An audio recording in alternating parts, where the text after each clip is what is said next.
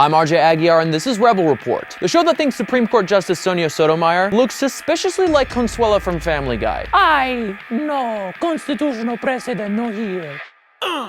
Alright, it's time to get excited, you guys. The race to the 2016 presidential election is officially underway. Sure, it may be over 500 days away, but who cares? This race has its first horse. One Texas senator by the name of Rafael Edward Cruz, aka Ted Cruz, aka that jerk-off who tried to filibuster Obamacare by reading Green Eggs and Ham and then mimicking Darth Vader. Mike Lee, I am your father.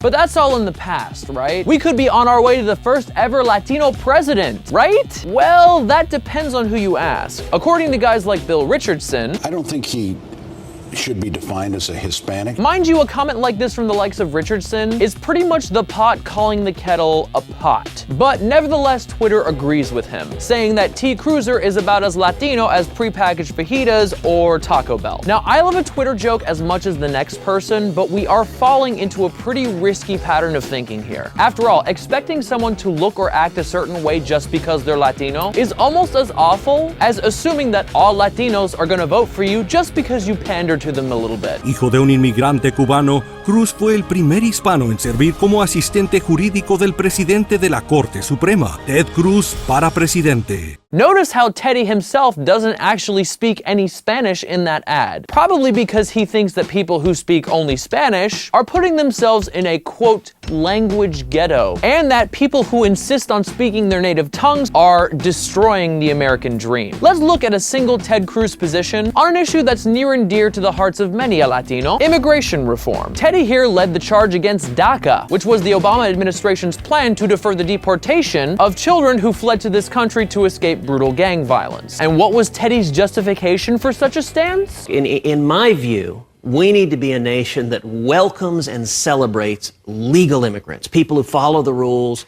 and come here according to the law. That's pretty bold talk, considering that your dad bribed a government official in order to be able to leave Cuba. Pretty sure that's against the law. And you, my friend, you were lucky enough to be born in Canada, so following the rules was actually pretty easy for your family when it came to moving to the States. If you'd had the misfortune of being born in Central America, you could have very well been one of those very kids that you are trying to deport right now. But since you love the laws of this land so much, then you probably know about a little something called the Natural Born Citizen Clause, which states that you have to be born in the United States to be president of the United States. You were born in Canada, which last time I checked is not inside the US. But if it's any consolation, let's face it, you will never be president. Not just because I don't like you, but because you are so conservative. Ted Cruz makes Marco Rubio look like Fidel frickin' Castro. His strategy thus far has been campaigning to the right of Mr. Gifted Hands, Mr. Frothy Butt Sex, and a former Fox News host who probably buys all of his Christmas gifts from the gift shop at Cracker Barrel. Even if by some miracle you manage to win the Republican nomination, Hillary is gonna smother you in hot sauce and then eat you alive like you're a damn enchilada. But